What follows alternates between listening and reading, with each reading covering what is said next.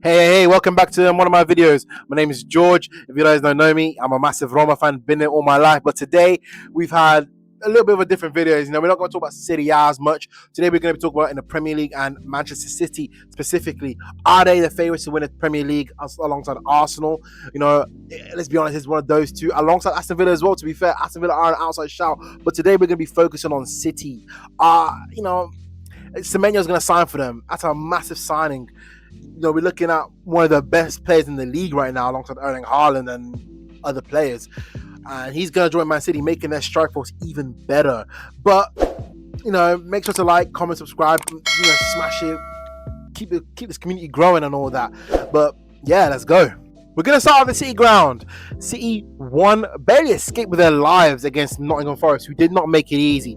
Cherki needed an incredible game. He needed a goal and an assist, a late winner in the 83rd minute. Brilliant strike, by the way. That volley, the way he just hit that perfectly. Just pretty much, what you call him, a daisy cutter? Just straight on the ground.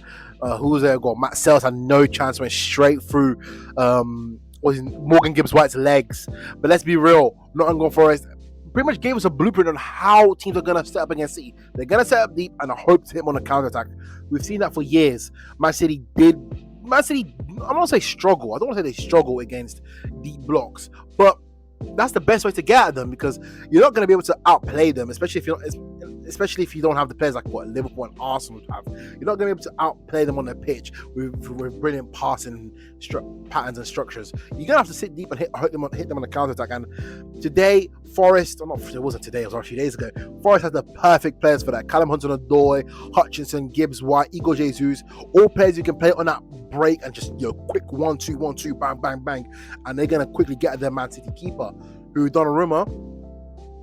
6.4 a bit harsh. He didn't really have much to do, did he? It was mainly all City most of the game. But yeah, I want to focus on Cherki today. He was, again, it wasn't today. I don't know what I'm saying, it was today. I want to focus on Cherki. He was brilliant, man of the match. He's a chance-creating monster. He just creates chance after chance after chance after chance after chance for the likes of Haaland, for the likes of Foden, for the likes of Silva. I would like to see him play more centrally, and then have maybe like a Foden play out wide alongside Doku.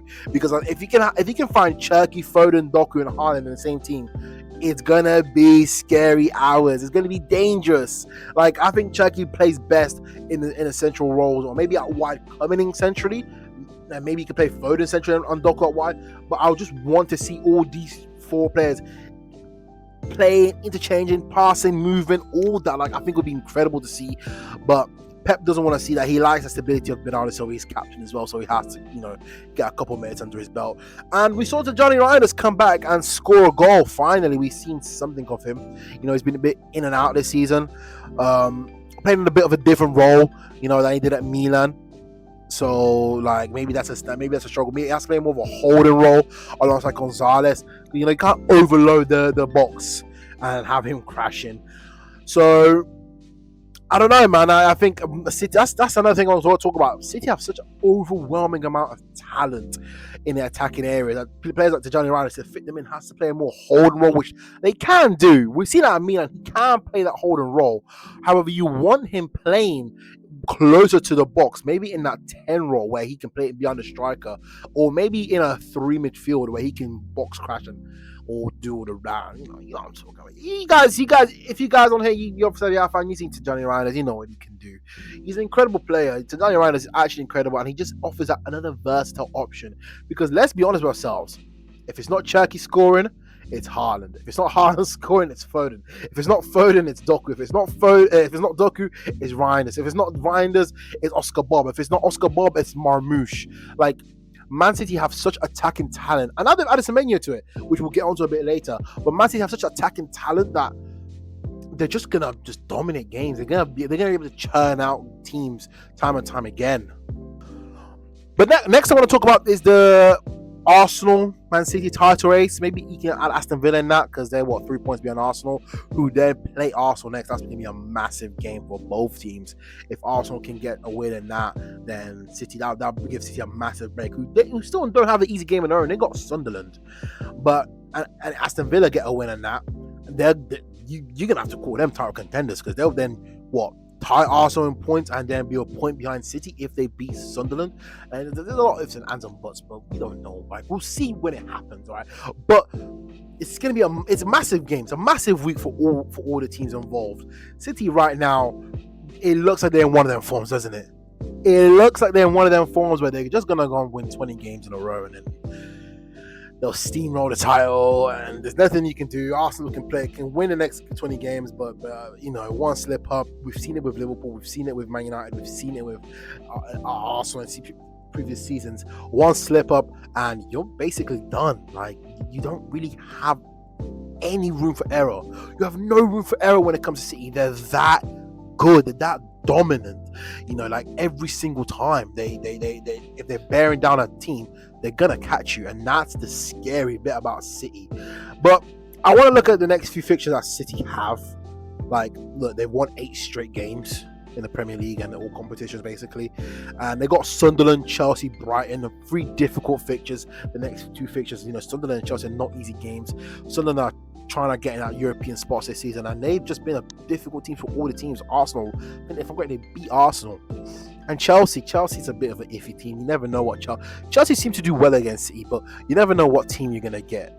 You never know what Chelsea team you're gonna get on the day. Like, you can get the 4-4 against City.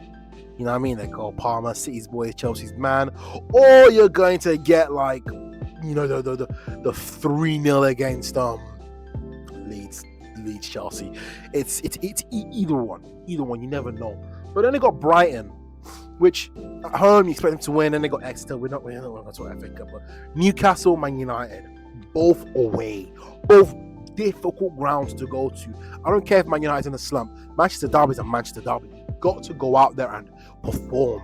And Newcastle at St James's Park at EFL, it's EFL Cup, so it won't have any league standing, but still, you want to play your best players in that game. I think by then players like Marmoush will be back from AFCON. That's another attacking option they can have. But is he going to be fit for that game? I don't know. I don't even know if he's going to be back, actually. I think AFCON ends back maybe a few days later.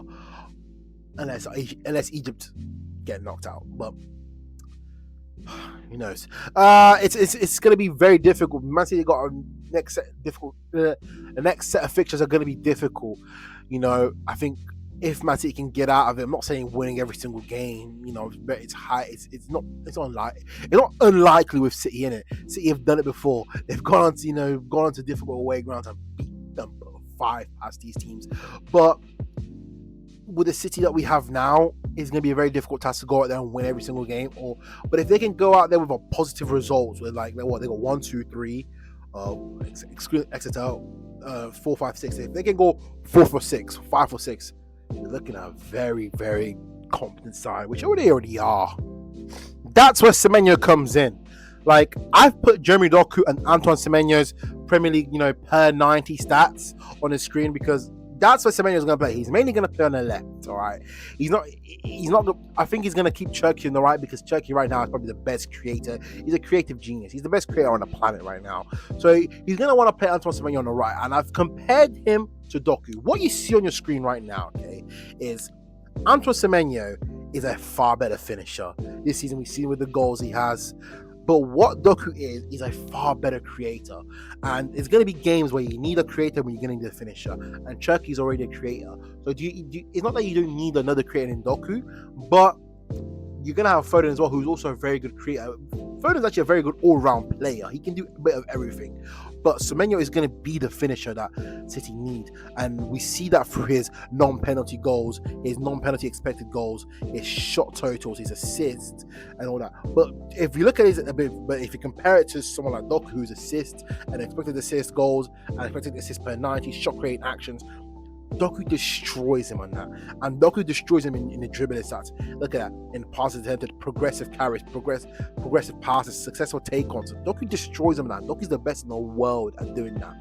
And Semenyo is going to have to, I'm not going to say mold into this City system, but Semenyo's going to have a very clear role. He's going to come in and finish alongside. So I think if there's going to be, I'm going to put it on the screen, there's going to be finishers and it's going to be creators. And I think Foden fits somewhere in the middle of that. You're gonna have finishers, as in Haaland, Marmoush, Semenyo, and then again you can say Foden. You know what I mean? Foden, I'm gonna put him in the Venn diagram. And on your right, you're gonna have your creators, so your Dokus, your Foden, sorry, your Dokus, your Cherokes, your Oscar Bobs. And I think Pep is gonna have very clear roles and defined for these type of players. And yeah, I mean, like this is what Semenyo brings to your team: finishing, elite ball carrying, and a lot of strength. And the one thing that he also brings is work rate defensively, and that's something that, let's be real with ourselves, Cherky and Doku ain't very good at it. Like Doku's gonna track back, yes, but you don't really want Doku tracking back. You want Doku at the halfway line against the last man alongside Haaland. You don't want Cherky tracking back. You want Cherky just in the middle in a pocket where Haaland can just bring an attack on a counter. Semenyo's gonna run back and defend. You know what I mean? We see it with his blocks, interceptions, aerials won. You know what I mean? And that's where a lot of his progressive carries, where he just runs 15 yards and just bullies a fullback off him, they come from there. And this is a brilliant signing for City. It's an amazing signing. Semenyo is actually an incredible player, but he's gonna have a very clear role, and I don't know if he's gonna play much. That's another thing about him. Like, is he gonna be a 6-month thing like Marmoush, where he comes in and next year we're not gonna see any more of him, or is he gonna like stay? I don't know, but yeah. But that's my overall opinion on this Manchester City team. Let me know your thoughts below. I try to keep it as short as possible once again. Don't want to give myself 20 hours of editing. So let me know your thoughts below. Make sure to like, comment, subscribe. And let me know if you want to know what more Premier League stuff, want more stuff outside the Premier League, like La Liga. Because I want to branch out in my YouTube. I think YouTube is where I want to, talk about everything. I want to talk about everybody. I'm obviously going to talk about the Roma game coming up in a few hours. Stay tuned for that. I don't know if this is actually going to come out after the Roma game, but I'm going to talk about every Roma game. Let's be honest. So all my Roma fans, don't worry about that. I'm obviously going to stay on Serie A, because Serie A is, at the end of the day, is my passion. I love Serie A. So my Serie A fans, don't worry about that. We're going to stay on that. But we're going to be talking about everybody else a lot, but we're going to stick to Serie A. So make sure to like, comment, subscribe, and yeah, thank you for watching this video. Peace out.